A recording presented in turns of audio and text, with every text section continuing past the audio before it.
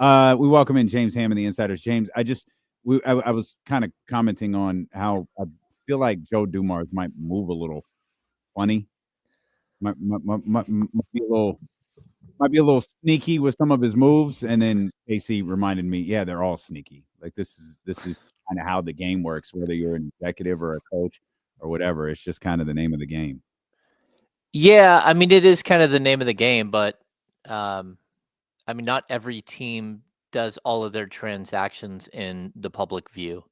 Mm-hmm. So, I think that the Kings, under the current regime, have always been like out front and want their name in the media the entire time, which I've never quite understood because Mm-hmm. it puts your players under a tremendous amount of stress. It puts your coach under a tremendous amount of stress to deal with players that are stressing out. And there's a human element that gets missed a lot by certain people, and players they're impacted. Their families are impacted by trade rumors, by everything else that's floating out there. And I don't think it's always the best to have your name attached to every single potential transaction that there is on the market. And that's kind of how the Kings have, you know, they don't work in incognito mode. Yeah, right. Okay. Well, that's got nothing to do with tonight. So. And it's also, I think a lot of the times the Kings do that too, but a lot of times we've seen them use this leverage because we know people will believe anything attached to Sacramento. That's true, because we're idiots here. So, yeah, we believe that Jeremy Lamb is running the organization. I never said that. No, you absolutely did not. How you feeling about tonight's game? Vibe check for James Ham headed into the play-in game tonight. Look, at the Kings are the better team. They're the better team today. I agree. So, whether that equates to them winning, who knows? Like this team, anyone who thinks that they've got a read on this team is totally wrong.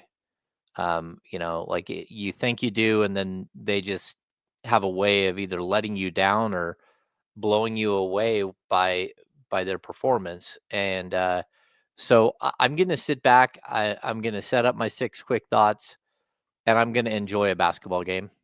And I'm going to enjoy it with the understanding that there's a, 43% chance that it'll be the last Kings basketball game that I watch this year. Or this season, but with an understanding also that they have the opportunity to not only win this game, but potentially another game and extend their season by another 4, 5, 6 games. So, yeah, I think this is an interesting place to be, but I'm kind of over and done with worrying about whether this team is going to do something special or not, because there's no guessing what they would do anyways, So I'm just going to try to sit back and enjoy this one as what could be the last game of the season. And if it's not, I'll walk into Friday night feeling the same way. And if that's not it, then maybe I get 4, 5, James 6, has got him getting more. swept against Oklahoma City. Yeah. What I know there hasn't been a lot of really good teams here in Sacramento in general, or during your tenures covering this team, but is there a team that has had these types of roller coaster moments since you've been covering this team? Like, is there any season that compares to this at all? Yeah, I think the only season that compares where you felt like they had the talent to compete and to make a playoff run was Dave Yeager's first year, when they traded DeMarcus and Rudy Gay got hurt, and they traded Omri Caspian and waived Matt Barnes, and they went from a team that was sitting in the 8th seed at All-Star week, at the All-Star game, to a team that quickly fell out of it. It was a season that had so much built up promise that fell apart so quickly. And the major transaction in the middle of the season, that's what kind of reminds me of this. But also the expectations. I think that team had expectations, and So did this one, and they didn't live up to it, and neither has this one. That doesn't mean the Kings won't find a way to turn this thing around, but we've been waiting 82 games for them to turn this thing around, and here we are at a play-in game. So You could you just argue. never know. You could argue we've been waiting 164. Mhm. Going back to last year, it feels a lot like last year. We kept, and this year is a lot different because last year there wasn't, as I think James and I would both say, there weren't 4 or 5 seasons in one last year. No. It was just one season where they just couldn't quite hit the gas. And this year, all right, we're making a change. All right, let's go, Doug. Everybody rallying around Doug. Well, hang on, we're gonna make another change. Oh, okay. Well, that's a big change. Okay, everybody, let's rally around Zach. Well, wait a second. It's the trade deadline. We got a couple more changes we got to make. And, now we're, fixing airplanes in the air, as Doug Christie points out pretty regularly. But I don't know if the plane is fixed or not. But this is the point where we said with DC when he first used that analogy is, hey, I love you, brother, but at some point you got to land this plane. You got to land it safely. Yeah. And we're kind of entering the descent right here where you've got to get this plane on the ground and determine what you can do. And if not, there's no telling what could happen. I think one thing we didn't talk about today, we're all focused on the game. We're all focused on winning. One thing we haven't talked about yet is what could happen tomorrow if they lose. I mean, it's Wednesday. We got 2 business days. Not that business is only conducted on weekdays, but we could see some major changes over the course of the next 48 hours if things go bad tonight, Hammer. Yeah, I kind of feel like I don't know. I'll bring up a movie reference, but I doubt you guys have seen it. The second Indiana Jones, the Temple of Doom. Ask me if I've seen the first one. Well, have you seen the first one? No, I have not. The second one, he's in a plane and they're flying. He's supposed to fly somewhere, and he wakes up and the pilots are gone. Right? They've already grabbed parachutes and jumped out, and the plane is careening towards a mountain that's going to cause it to explode. And him and Kate Capshaw and Short Round, they all jump into a giant blow up raft and jump out of the plane, and they float down. They land on snow. It flies off a cliff. They go off a waterfall. They land into a stream, and they float up to an Indian village that is being pillaged by bad people.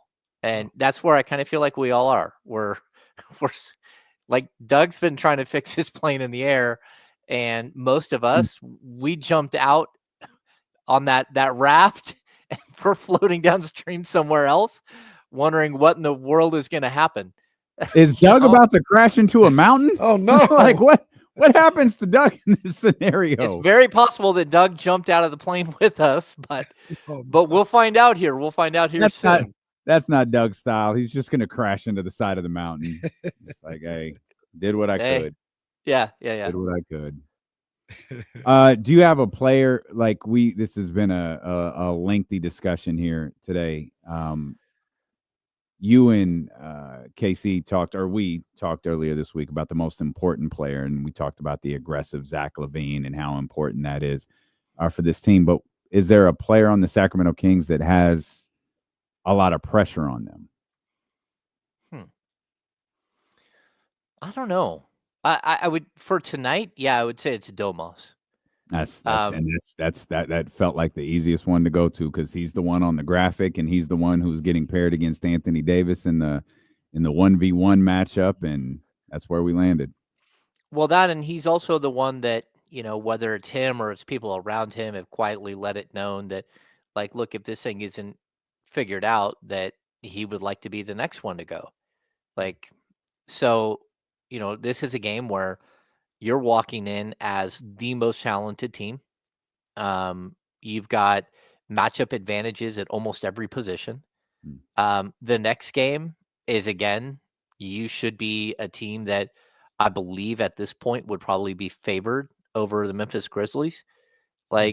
If you want to be that team, you want to be, that franchise, and you want to be that player, I do believe this is a moment where, Domas has to be great and has to lead his team to victory. And that's not easy because I do think you have forces on this team that are pulling different directions and haven't bought in fully to the fact that the easiest pathway forward for the Sacramento Kings is directly through Domantas Sabonis.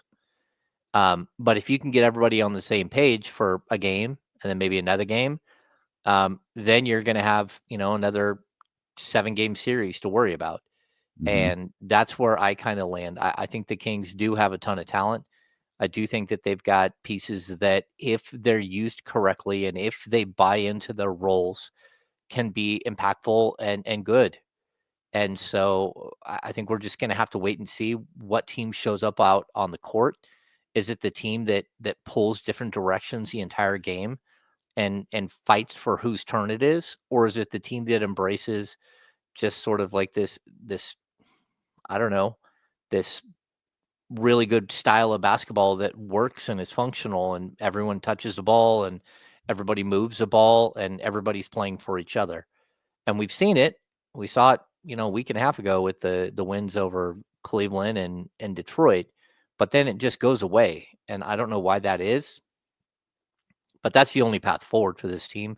And I think it's on Domas to have his voice heard and to be the noisiest voice in the room and demand that this team follow his lead. And we'll see how it goes. Yeah, I mean, I agree with you, man. He's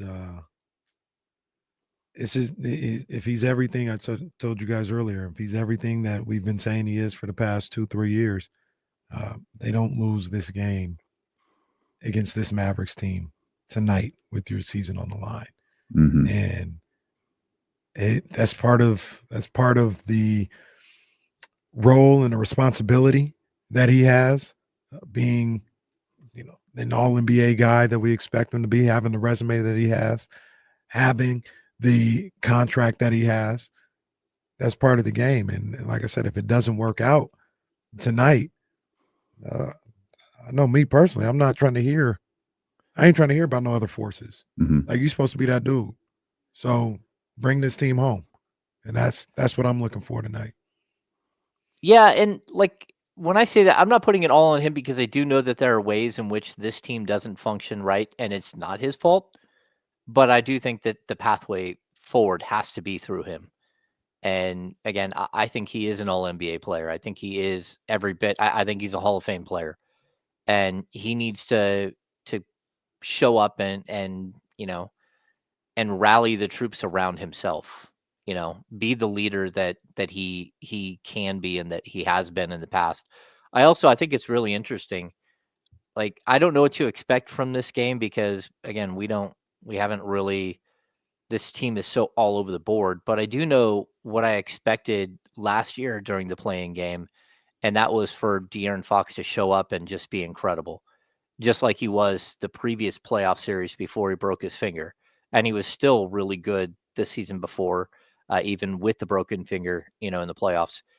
That ingredient is, I knew exactly who De'Aaron Fox was in the play-in or in the playoffs. And it happens so quickly where you're like, oh man, he gets it. He gets the magnitude of the moment.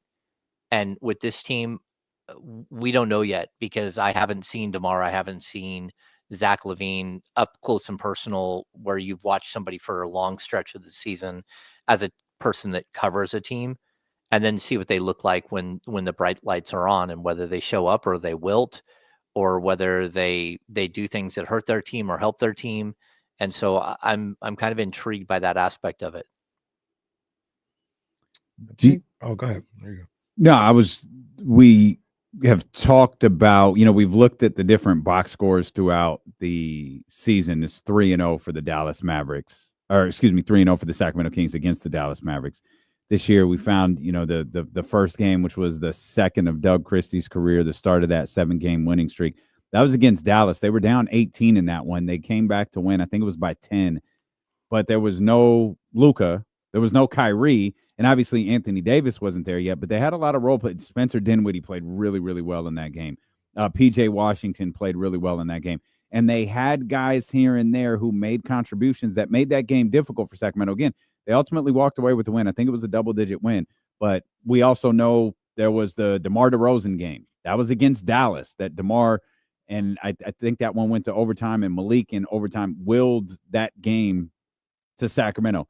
They blew him out the final time that Kyrie tore his ACL. Point in all that, Hammer, being is they have guys who have the ability to step up for them and contribute against this Sacramento Kings team. I'm leaning heavy on the starters tonight, but I do think we need something from either Trey or Devin, or, I don't know what Jonas Valanciunas' minutes are going to look like. I feel like they're going to be there. I think we need something from one of those three guys to really, like, if one of those three guys does something that we remember, I think the Sacramento Kings won this game.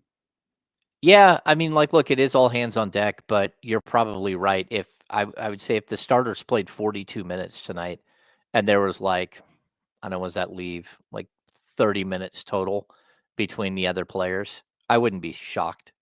I think we could see a few minutes from Devin Carter, but again, Devin's sort of specialty so far has been to be really good defensively, and I don't know that there's one player on that team that scares you. Individually, they all at this point look like role players except for AD. And even AD is a role player in a different way. He's somebody who needs somebody to set him up, who, is better when he's in, when he's the second best player. And that's kind of the way he's developed throughout his career. But you look at their other two bigs, and they're like pick and roll specialists or rim runners in Lively and Gafford. You look at PJ Washington, and anytime we've ever seen PJ Washington tear up the Kings, it's in a pick and roll situation where he picks and pops, and then he torches the Kings because they're all so focused on Kyrie or Luka going downhill, and he's left alone. I don't think that there's one player, even Clay, who just creates a lot for himself, except for maybe Spencer Dinwiddie. And so I'm intrigued to see what this team looks like, because the Kings are a team we can say that they don't have a true point guard, but I mean, that's discrediting the fact that Domantas Sabonis averaged over 6 assists a game this year and over 8 a game last year. I mean, Domas is as close as you can get to a point guard. Well, Dallas doesn't have that. And the players that they have, most of them are put in place to sort of support Luka or to support Kyrie, and neither one of those guys are there. So, it really does kind of put them in a weird situation where they just have to scrap a lot of who they are and what they do. And that's where I think the Kings have an advantage. So, I would agree the Kings need something. And I would say also Trey Lyles has been really good lately. He's played a lot of minutes, but I think he's stepped up late in the season when the Kings needed him to, whether it's, due to injury to Domas or due to injury to Keegan Murray. He's been really good. He's, played 39 minutes a couple of times, 40 minutes. But he's been able to hit his threes, been able to kind of give you that extra boost. He's a guy that I would kind of circle that, if you are going to get some sort of bench production, it would be him. And he really does, fit as far as like a defender against some of the players on this team, especially a guy like PJ Washington. One of the guys that is kind of a guy that can swing the game a little bit in the favor of the Kings, or the opposite way that we haven't talked about much, is Keegan Murray. And I think back to the play-in games last year. Keegan was fantastic, one of the best games of his career in the game against the Warriors, and then went into New Orleans and was completely non-existent. And I think he doesn't have to have, I think he had 32 in that Warriors game. He doesn't have to have 32.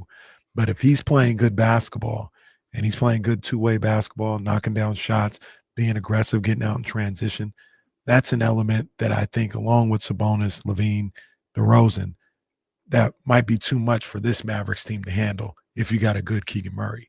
If you get the Keegan Murray where he's just kind of just waiting around and not being aggressive and not being assertive, that could spell trouble for the Kings. So I think he's a bit of an X factor for this game tonight for the Kings. No, I totally agree, because I think the other thing with Keegan is if he's really good and he's really good at the power forward position, the last thing you want to do is have AD chasing him around. And I don't think Lively or Gafford can stick with Keegan on the perimeter. And so that's a problem for them. So I could see them going small, shifting AD back to the 5, using PJ Washington at the 4 to defend and play against Keegan Murray, and then them having to go small because of that. So I definitely think Keegan can be a major, major piece to this. And like, look, people saying I'm underestimating some of the Dallas Mavericks players. Like, I don't think the Dallas Mavericks players are bad players. I just think that most of them are very specific role players to play alongside very specific star level players. And when you take away the 2 star players, those role players look completely different. And that's why this team has not found success in the post, trade, and since the deadline. It's why they've been all over the board. And you could say the same thing. Both teams, I think, are 6-9 in their last 15, something like that. But just the way that they've been able to do that, like Dallas doesn't have a win against a good team. There might be a win out of those 6 that's against a solid team, but nothing like what the Kings faced down the stretch. The Kings just had a much more difficult schedule. And if you back all the way up to the trade deadline, the Kings have been a much better team. And, it's pretty jarring to see how bad the Dallas Mavericks have been. Even over their last 15, their net rating is like a negative 7.2. They're just not a good team. And they're not able to stop anybody, but also their offensive rating is down around like 110. They're not good offensively at all. And it's because they don't have a point guard. So that doesn't mean that, Spencer Dinwiddie can't come in here and bust them up like he has done in the past, but it's a lot different when Spencer's the third guy or the second guy on the court, when he's allowed to come in and play like the Malik Monk role, versus when he's got to be Kyrie. It's just totally different. So now the Kings can, if he does get hot, they can shift either Keegan or Keon Ellis over to him and try to slow him down. They can shift Devin Carter over to him. And we're talking about a player who averages in double figures, but this isn't like a 20-something point per game guy. He just happens to have a couple of big games against the Kings during his career. It's just, for me, the way that the Mavs have beat the Kings in the past is very specific, and it's predicated on like really high level pick and roll play with their big men either dunking at the rim or the superstar scoring on some crazy bucket or PJ Washington hitting wide open threes.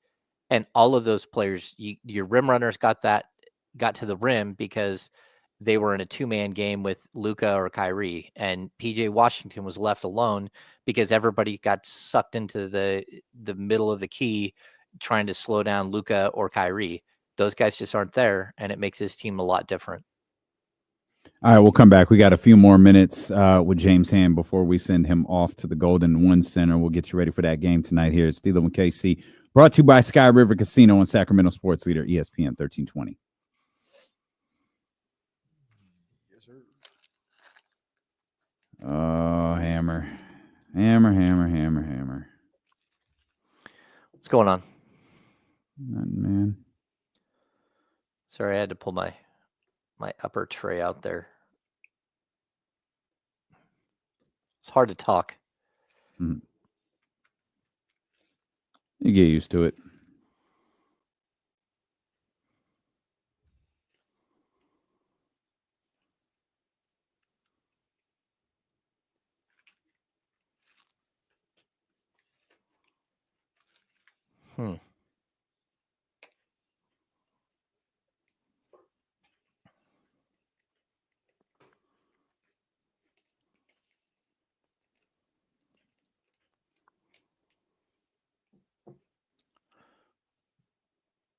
Bryce, this is a good question. I'm not quite sure why the Kings totally scrapped the DHO game with Domas, but I'd also say that, first of all, Kevin Huerter stopped being impactful in the DHO game. So that's one reason. And then you just had so many changes, and it's not easy for players without practice to learn the nuances of playing off of other players. And I think that's what we've had sort of the struggle for Zach LaVine to figure out how to play with Domas. and he started to get better at it. He's found like that little space behind Domas where if you take the ball and just take one half step back, you have a wide open three every time. But it's just players learning each other.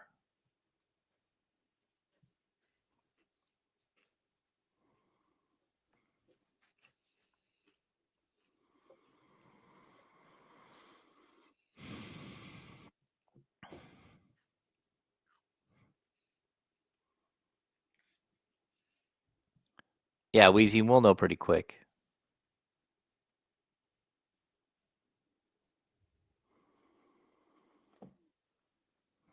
Like tomorrow could be an eventful day. We might not know Doug's fate very quickly because they don't have to fire Doug.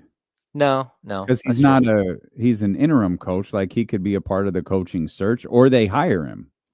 Yeah, and he's part of. He's under contract until July 1st. So, and he might even be under contract for longer. It just depends on what they did with the assistants. I don't know. Oh, I think they're all gone.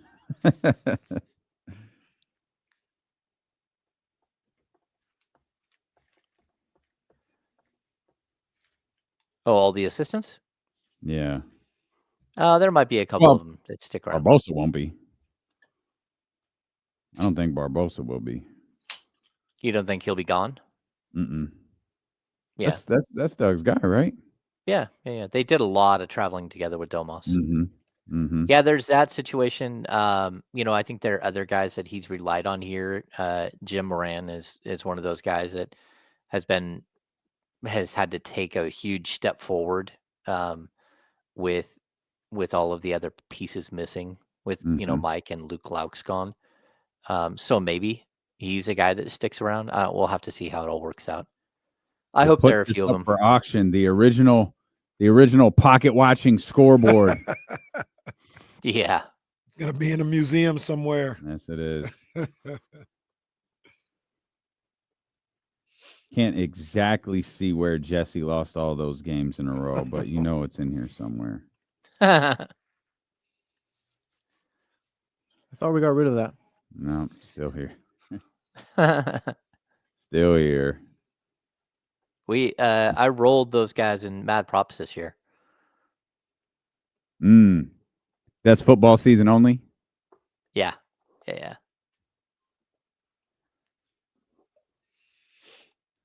Poor Kyle Madsen kept picking off vibes and it kept biting him in the ass.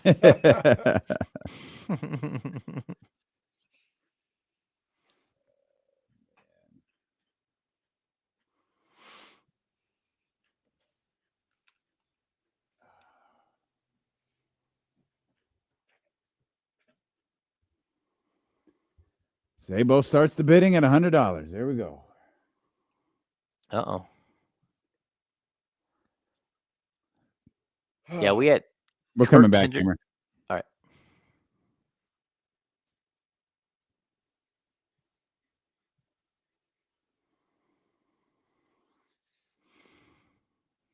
All right, back here with James Ham for a few more minutes before he gets on the road and heads out to the Golden One Center. The Sacramento Kings. Is it their last game of the season? Is it just the last home game of the season? Man.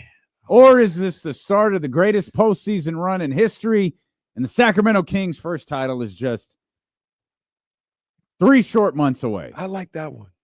Two short months away. Let's go with that one. May, June. Yeah, 2 short months away. Yeah. Longest postseason in sports. We talked a little bit how tomorrow could be an eventful day. We really don't know what tomorrow will bring if the Sacramento Kings come up short tonight. But one thing you said earlier, Hammer, you actually said it to start this conversation, is the Sacramento Kings are a better basketball team right now. And that's the thing that keeps sticking with me is, I can't shake the feeling that if the Kings drop this tonight, it would be a bad loss. I mean, I know it's not a loss to the Clippers. It's not a loss to a team that's won 8 straight. It's a loss to a team that it really does seem like you're better than right now. Yeah, I think that's the beauty of the play-in, right? That you should. We saw it yesterday where Atlanta just got crushed by Orlando. I think the best team advanced. We saw yesterday where the Golden State Warriors held on against a Memphis Grizzlies team that, again, the Warriors did exactly what they always do. They got a big lead and then blew the big lead and then figured out a way to hold on. But they're still the better team moving forward. And I think when it comes to the play-in, it really does depend on who is the best team today, who is the best team, over the course of maybe 6 weeks, 3 weeks, whatever it might be, and who's playing better. And for me, the Kings, while they've had a bunch of ups and downs, they're playing better basketball right now than the Dallas Mavericks. And I'd say the same thing about the Memphis Grizzlies. The Kings are playing better basketball than the Memphis Grizzlies right now. And it can be frustrating. And, we focus on the minutia here because that's what we do when you have, daily radio shows. But that doesn't change the fact that this team is playing better. We can pan back, to the All-Star break. You can pan back to like different points in the season. But I think when it comes down to it, the Kings are playing some of their best basketball right now that they have in a while, with some really good wins and some really tough but highly competitive losses. And, if you get a game like what we saw when the Kings went in and lost to Denver, or they lost to the Clippers, if they play at that level tonight, they'll beat the Dallas Mavericks. It doesn't have to be the effort that we saw against the Cavs or the Pistons. The Kings are a team that when they actually show up and are locked in, they are a good basketball team. They just haven't done it enough. They're not, there's a complacency to this team that I don't think I'll ever understand. But at this point, we've gotten to, this deep in the year where there is no more time for complacency. There's no more time to like overlook somebody or anything else. And if for some reason the Kings were overlooking the Dallas Mavericks tonight and just thinking they're going to walk in and beat them, that would be ludicrous to me. But then again, so was losing to Washington, 2.5 weeks ago, whatever that was. And this doesn't mean anything in the grand scheme of things, but sometimes we're close to everything and we know the ins and outs of this team and it benefits us in a major way. Other times we're too close to it, right? We look at Atlanta. Yeah, Orlando's going to beat Atlanta. Like they should handle them. Look at Chicago, Miami. Yeah, Chicago should win tonight. And if we were in Milwaukee and talking about Kings, Mavericks, yeah, the Kings probably should win. They're not a great team, but they should win that game tonight. And that's what it is. They should handle business tonight, win this game, and give them an opportunity on Friday to go into the postseason. But here's where it does help us.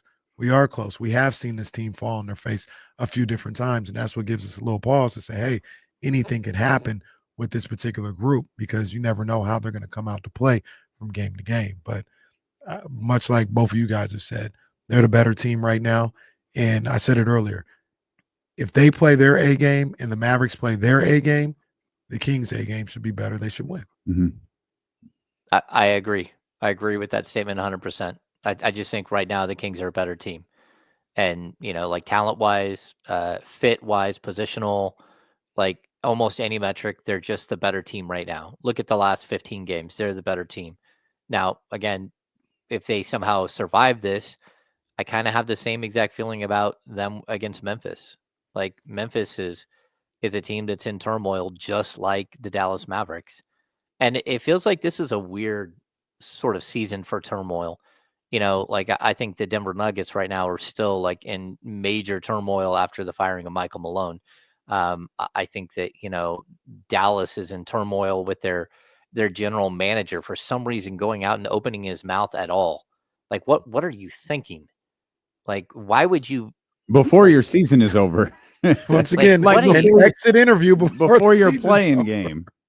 Yeah, I mean, it's realistically, it's like hey, I'm not quite dead yet. Like, why are you talking? Why are you talking? It's such a distraction. And, I'm sure he'll be in the building tonight. It's like, why? Why are you opening your mouth? Ask him. And yeah, well, if we get that opportunity, hey, Nico, I know we don't know each other. I know we don't know each other, but why? Why are you talking? Why are you doing this to yourself? Yeah, it doesn't really make any sense. It's such a distraction. But again, look at Memphis. Memphis is in such turmoil. And it just feels like there's so many teams around the league that this late in the season are still like stuck that have like self-inflicted wounds that are they've forced themselves into some chaotic moment. And God bless Monty McNair for not having a press conference the day before the Kings have a play-in game, like to address why you traded De'Aaron Fox 3 months ago, 2 months ago, whatever it is now. Like, it just doesn't make any sense. Like, why some of these teams are getting in their own way. And I think it's part of the reason why I feel like the Kings at least have like a puncher's chance of making it to the playoffs. And who would have thought Mavericks trade Luka, Denver fires their coach, Memphis fires their Kings are the most normal team in the damn postseason. In the play-in, at least, yeah. Certainly, or at least the West Coast play-in, yeah. And we don't have Draymond, so Well, we automatically beat the Warriors in that sense. We don't have Draymond, so our normalcy factor, is off the stronger. charts. Yeah, it's stronger. Well, I'm just glad the Kings aren't playing them again. I did not want to see another Kings Warriors matchup. Like, I don't care. I'm so over it. We all are.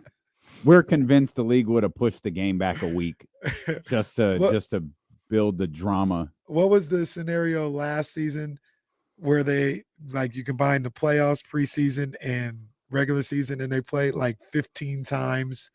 It was like 26 games or something.